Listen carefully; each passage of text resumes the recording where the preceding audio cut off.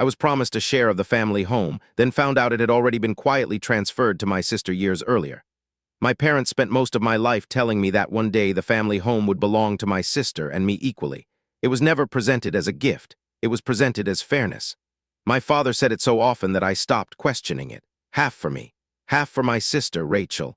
Then, 3 months after my father's funeral, I discovered that promise had been a lie for nearly 8 years. The house had already been transferred entirely into Rachel's name. Nobody told me, not my parents, not my sister, not even the attorney who handled my father's estate. And when I finally learned the truth, I realized something even worse. The transfer wasn't the mystery. The real mystery was why everyone had worked so hard to keep it from me. Growing up, Rachel was always considered the responsible child. She got good grades, stayed close to home, visited every weekend. I was the opposite. I moved away after college. I lived in different cities. I changed jobs more than once. My parents loved me, but they worried about me. At least that's what they always said. Still, whenever conversations turned toward inheritance, they reassured me. The house would be split evenly. No favorites, no surprises. After Dad died, Mom became distant, not hostile, just strangely guarded. Every discussion about finances seemed to make her uncomfortable. Rachel suddenly started handling everything.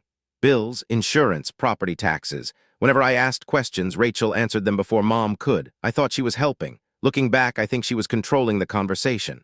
The first clue appeared 6 weeks after the funeral. I was helping Mom organize paperwork. She left the room to answer a phone call. While sorting documents, I found a property tax statement. Rachel's name was listed as the owner. Only Rachel's. I stared at it for nearly a minute. At first, I assumed it was a mistake. Maybe she was listed as a contact person. Maybe she handled payments. When Mom returned, I casually asked about it. She froze, only for a second. Then she smiled. She said Rachel had been helping with administrative matters. The explanation felt weak, but I let it go for another month. Then curiosity started eating at me. I searched county property records online. The house appeared immediately. Owner Rachel Thompson. Transfer date 7 years and 8 months earlier. I checked again because I thought I had entered the wrong address. The result didn't change. My parents had signed the house over to Rachel years before Dad got sick, years before anyone talked about inheritance. Years before they repeatedly promised me half. I called Rachel immediately. She didn't answer. I texted her a screenshot. 3 hours later, she called back. Her voice sounded calm, too calm. She said she planned to explain everything eventually. That sentence alone made my stomach drop.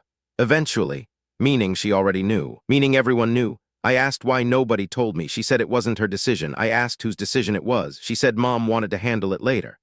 I drove to Mom's house the next morning. The house that apparently wasn't hers anymore. She looked exhausted before I even spoke. I asked directly, why was Rachel the sole owner? Mom sat silently for almost a minute. Then she started crying. I expected anger, defensiveness, anything. Instead, she looked guilty.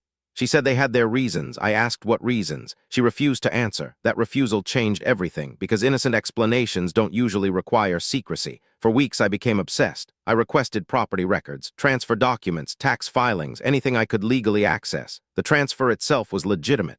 Dad and Mom had signed everything voluntarily. No fraud, no coercion, no legal errors. The documents raised a different question. Why would they transfer a fully paid-off home worth nearly $600,000 to one daughter and then spend years telling the other daughter she'd inherit half?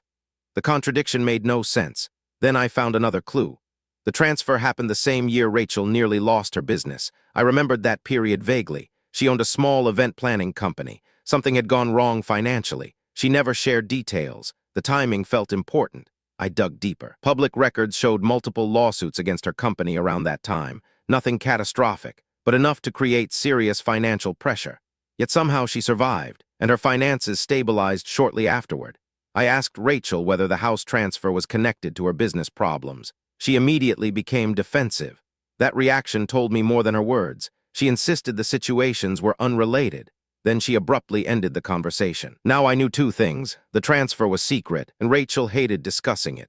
Meanwhile, Mom became increasingly nervous every time I brought it up.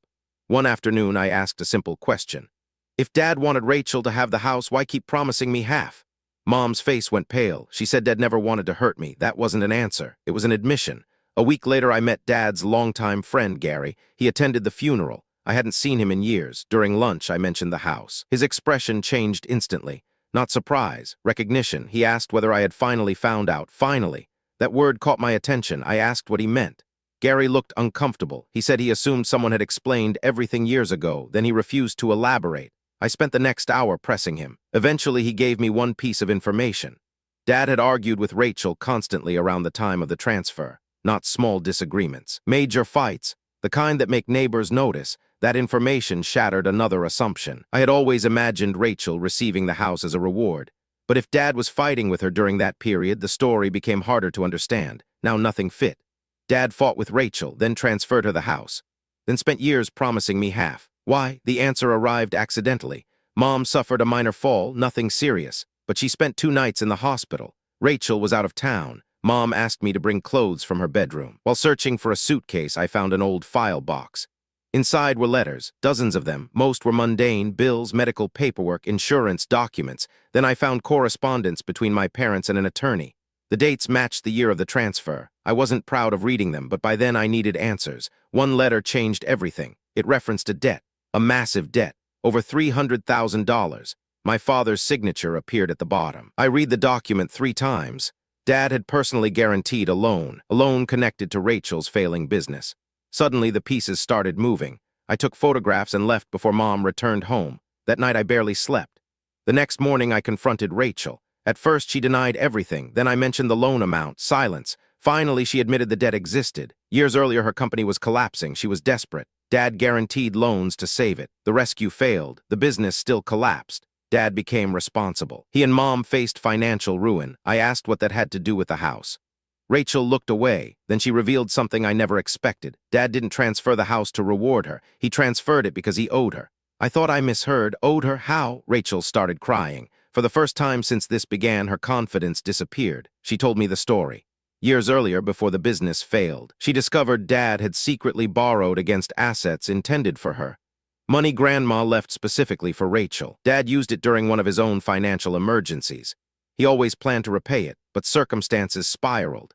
Then Rachel's business collapsed. Then the loan guarantees happened. Then everything became tangled together. According to Rachel, the house transfer was Dad's attempt to make things right. I wanted to believe her. But another problem remained. If that was true, why lie to me afterward? Rachel didn't have an answer, or maybe she didn't want to give one. I returned to Mom. This time I brought copies of the attorney letters. She finally stopped avoiding the truth. The full story was uglier than I imagined. Years before, Dad borrowed from funds intended for Rachel. He kept it secret. When Rachel learned the truth, their relationship nearly broke apart. She threatened legal action, not because she hated him, because she felt betrayed. Dad panicked. Mom panicked. Then Rachel's business crisis hit. Everything exploded at once. House became part settlement, part apology, part desperate attempt to preserve the family. Dad transferred ownership to Rachel to compensate for what he'd taken. Legally and morally, he believed the house was already hers. But then came the question that had haunted me from the beginning. Why promise me half? Mom finally answered, because Dad couldn't accept losing me. I didn't understand. She explained that after the transfer, Dad wanted to tell me. Several times. Every time he tried, he imagined me pulling away from the family. Imagined me seeing favoritism. Imagined me disappearing, so he postponed the conversation, then postponed it again. Then years passed. The lie became permanent. Each promise about future inheritance made the eventual truth harder to reveal. The secrecy fed itself. Dad chose temporary peace over painful honesty. Again and again, until there was no way out. I should have felt relieved. The mystery was solved. Instead, I felt worse.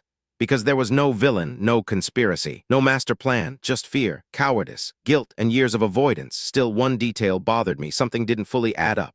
The attorney letters mentioned debt amounts larger than Rachel described. I hired an accountant to review everything. The report arrived 3 weeks later, and it uncovered the final surprise. Dad hadn't merely borrowed from Rachel's inheritance. He had borrowed from funds intended for both of us. The difference was that Rachel discovered it. I never did. The amounts weren't equal. Rachel lost more, far more. But technically, money intended for me had vanished too. I confronted Mom with the report. She broke down completely. Then another truth emerged. Dad had spent years quietly repaying what was meant for me. College assistance, help with rent, down payment support when I bought my first condo. I had always viewed those things as parental generosity. In reality, Dad was restoring money that should have been mine already. He repaid me without telling me. He repaid Rachel through the house.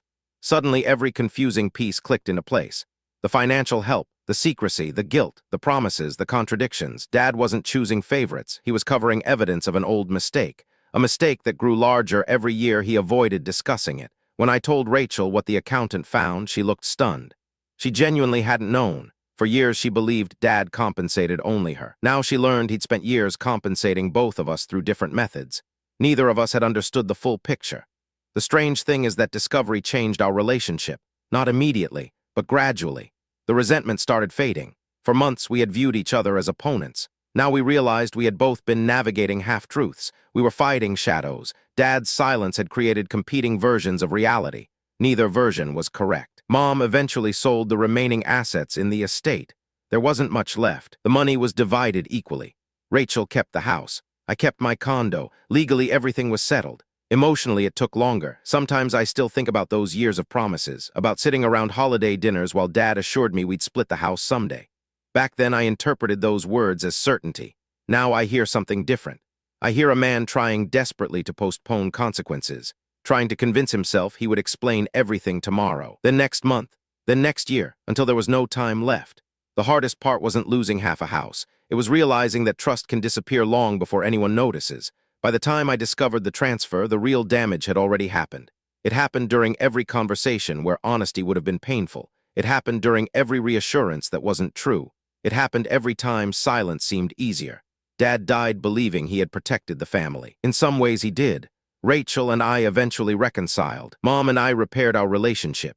The family survived. But his secret survived too, long enough to outlive him, long enough to make me question every promise I remembered. And sometimes when I drive past the house where I grew up, I think about how close I came to believing the wrong story forever. Because the house was never the inheritance. The inheritance was the secret itself, and it took me years to discover that it had been passed down to all of us.